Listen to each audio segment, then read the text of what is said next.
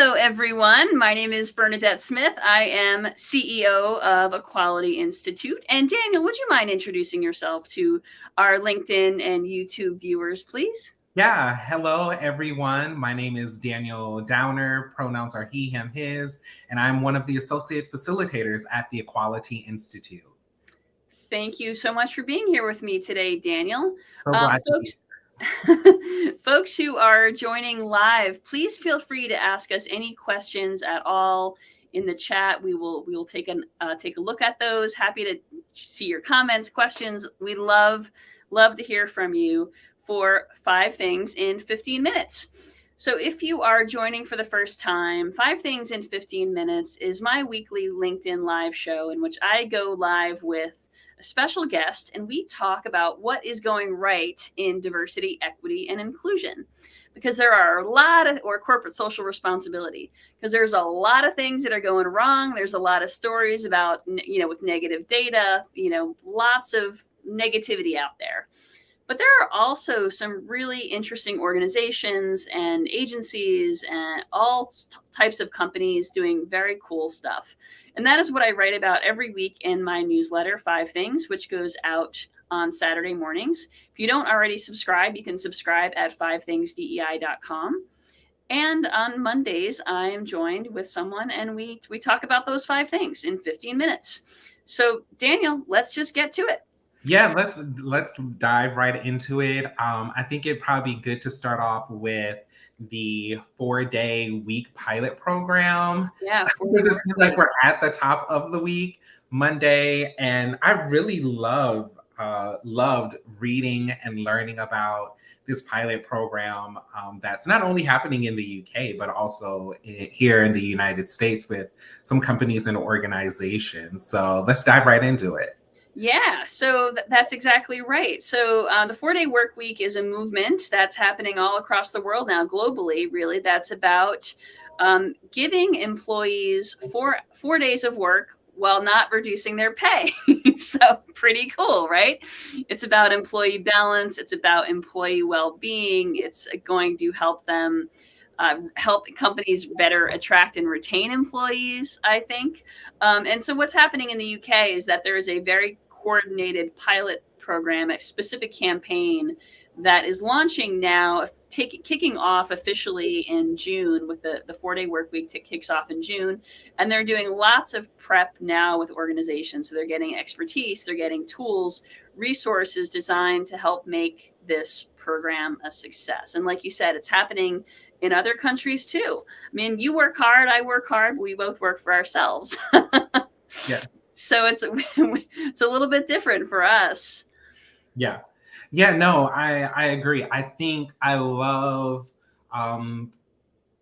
reading this. It kind of put me in to the mindset of a conversation that's being had within corporate spaces and even in just for-profit spaces about like really centering well-being over profit, right? And how if you center the well-being of your employees, of your staff, that leads to an increase in productivity, that leads to an increase in your profit. And so I love how we really are now starting to see really kind of like that culture of belonging, right? Where we're creating these cultures of belonging for individuals that are happy about the place that they work, right? Versus where it's just like, okay, this is just a place that I'm at to get a check. And so I loved how the pilot program is working with creating that infrastructure and also how that's kind of happening in a way here, right? So thinking about like the platform Zoom, which is kind of exploring kind of a similar program of modifying just how many hours in the day or a certain set of days that individuals have to work. Also looking at, I forgot what's the name of it, because it was just really literally on the tip of my tongue. There is another, it's Boom, I want to say. I feel like it's Boom. That was another company that's working on kind of looking at that 4-day work week as well. Yeah, I know that I think there's a lot of companies increasing their or going Correction, Bolt. I said boom. It's Bolt, actually. Bolt. I don't remember reading about Bolt, but I don't always read that deeply. Yeah. But I definitely think it's a really cool program because, again, you're right. It's about centering employee well-being. It's about reducing burnout. And ultimately, it's about increasing productivity, because you know that these organizations would not be even considering this if there was not some sort of potential financial benefit. Yeah. So, and that Microsoft did a test in Japan a few years ago for the month of August. And what they found in that pilot in Japan was that productivity increased by something like, I'm just making up the number, but I think it was like 34% year over year for that month of August. Something really significant, which of course is very exciting to companies. So, if they can sort of create that win-win without sacrificing anything, it's pretty cool. Yeah, absolutely. Absolutely. Which I think is interesting because what also was on five things in 15 minutes, if you got the newsletter over the weekend, was about the compensation for ERG, employee resource group leaders, which is another kind of innovative and trailblazing practice that is happening. Yeah, so we're seeing more and more organizations, it's a trickle, more and more organizations starting to pay their ERG leaders. And it is unfortunately a trickle. Some of the big ones that do it, I believe, are LinkedIn for sure. I believe Twitter might as well. But the new one that was just announced is Culture Amp, which is a software company based in Australia that does employee engagement software. And they're paying their ERG leaders let me read the numbers here, $3,000 for up to 4 leads per ERG. And if there is 1 chair per ERG, $6,000. ERG leaders work really hard, right? And it's often not in their job description, and it becomes this sort of voluntary thing. And they should be paid for it. It's absolutely a best practice. Yeah, I definitely agree. And then I also think another kind of nugget to noodle on from my interaction with clients that I've worked with, most ERG leaders are representative of communities that sit at the intersections of being marginalized, where there already are pay inequities and disparities. And so a lot of times what happens is, we'll say, for example, when we're thinking about diversity, equity, and inclusion, you'll have these ERG leaders who are really, like you said, doing this outside of their normal responsibilities to kind of help the company hit those DI matrices or check boxes, right? And that's a lot of work, right? Emotionally and physically. And so I think it's beautiful to look at the various ways that companies are compensating their employee resource group leads, and once again creating that culture of belonging, that place where individuals really want to come and want to be connected to and be proud of. Absolutely. And anyone who's watching or listening here, please feel free to share what your ERG is working on in the chat, or any best practices that you've seen, anything that you want to share from within your own employee resource group.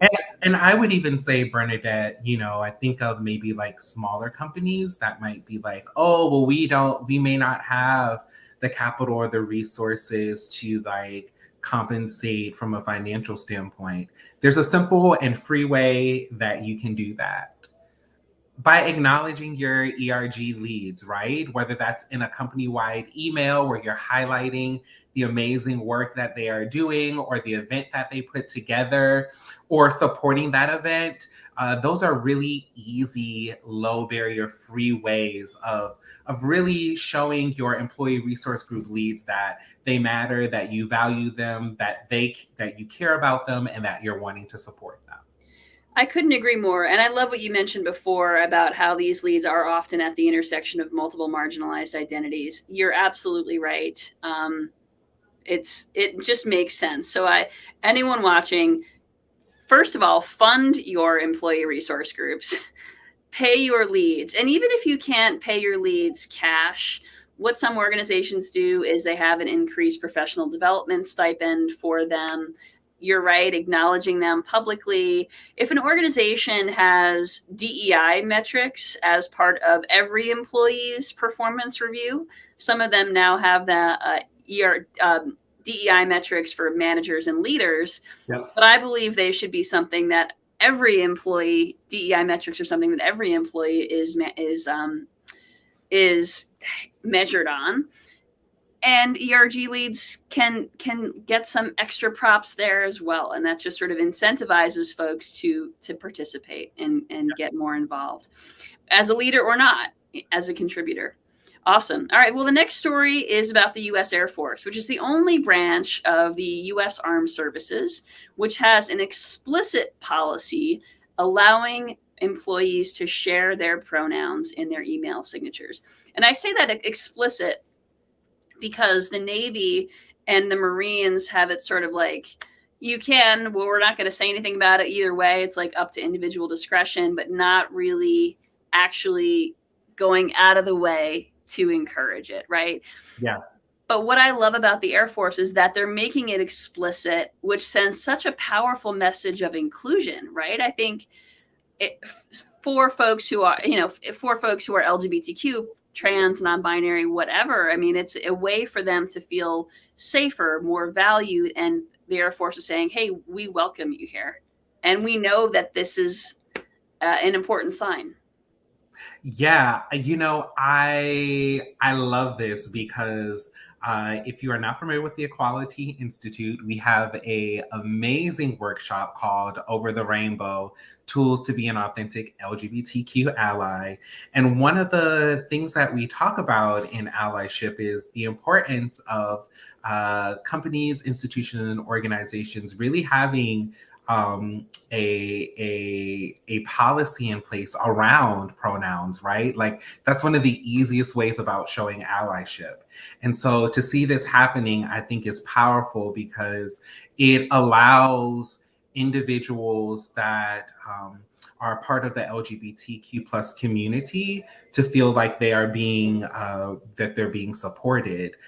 Don't misquote me, but there's some statistics that have been shared about how majority of individuals are coming out, or as I like to say, coming into who they are while they're on the job, right? Mm-hmm. And so to have your job saying like, we welcome individuals publicly sharing their pronouns in their email signature and being able to see that on a constant daily basis, I really think helps create that culture of allyship and understanding. Absolutely. It becomes a conversation starter. It becomes a signal that you are an ally. It becomes a signal that this is an inclusive place. So for those of you who are watching, if your organization doesn't have an explicit policy permitting email or permitting pronoun sharing in emails or anywhere else, talk to the right people to see if that can actually be written as a policy. Because it's one thing, again, to just sort of have people do it kind of ad hoc, but it becomes more powerful and more meaningful if the leaders actually say, hey, you can do this and we love you for it, right? So, all right. So the next story is about the Sports Illustrated swimsuit issue, which is coming out in March. Sports Illustrated has a new requirement for their advertisers that says that those advertisers must showcase the progress that their brand is making to build equity for women. So it's about holding their advertisers accountable to certain standards of equity.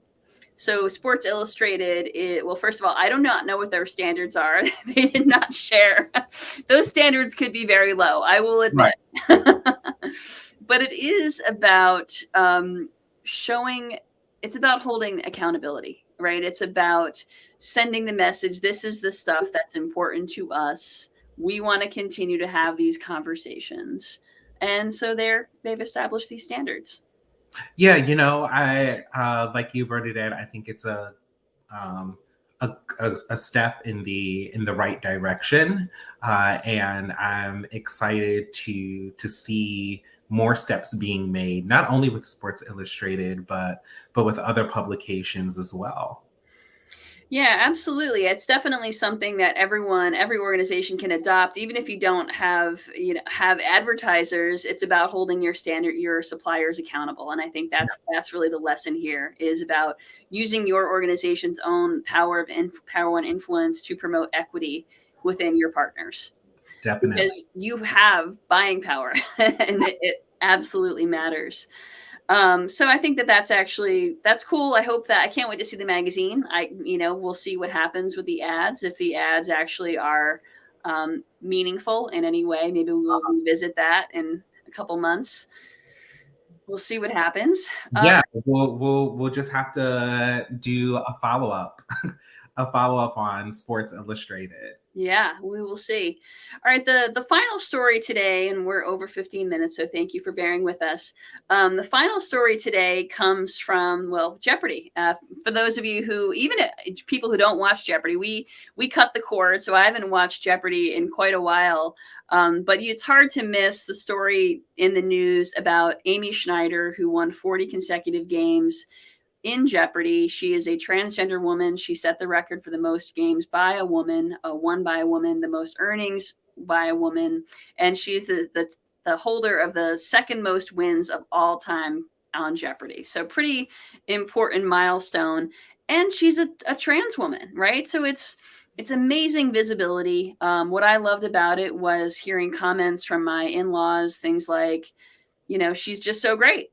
Not without misgendering her, with just being like, they love her personality, like she's just a cool woman, and she happens to be, winning $1.4 million over the course of 40 games. Pretty cool for visibility and representation. Yes. But she lost eventually, and she signed a contract with a creative arts agency. So I think we'll be seeing a lot more of Amy Schneider in the future. Pretty cool. Yeah, I look forward to seeing more of her in the future. I also echo that. I think that this is a great, this increases the visibility of trans individuals. It is a great conversation starter around households, as I'm pretty sure it has been for many. And I'm looking forward to having more visibility of the LGBTQ plus community, so that we can have additional conversations throughout our country in different households. Absolutely. And, imagine the young trans kid, whose parents or grandparents or whatever watch Jeopardy, Yeah. and it becomes like normalized. And that is really incredibly powerful. So she has given us a gift just by being herself. Yes. It's pretty Absolutely. cool. All right. Well, that's all for the show. But I wanted, before I wrap up, if you'll just bear with me one moment, those of you who know me, that I wrote this book. It came out last year. It's a bestseller. I love this book. I'm really proud of it. I think it's great. Other people think it's great too. But there's an audiobook version that comes out tomorrow. And that's what I'm super excited about. The audiobook launches tomorrow. I had to basically lock myself in this room with my producers and, spend, I guess, about 7 or 8 hours working. I think the audiobook is about 6 hours in total content. So it was a big process, but you get to hear my voice telling the stories, sharing the best practices. You can listen to it on the go. It provides a unique experience that's different from, just reading the book. So stay tuned for the link tomorrow. We'll share it with you, and please buy it. I'm really proud of it. I'm really proud of this. And thank you for watching. Thanks for being here today. Thank you for being here today, Daniel. Thank you so much for having me, Bernadette. I am so excited about the launch of the audiobook. The book is amazing, but the audiobook, like you said, is going to take it to a whole nother level. And thank you to all of you for being able to join us for 5 Things in 15 Minutes. Thanks, everyone. Take care. Take care. Bye.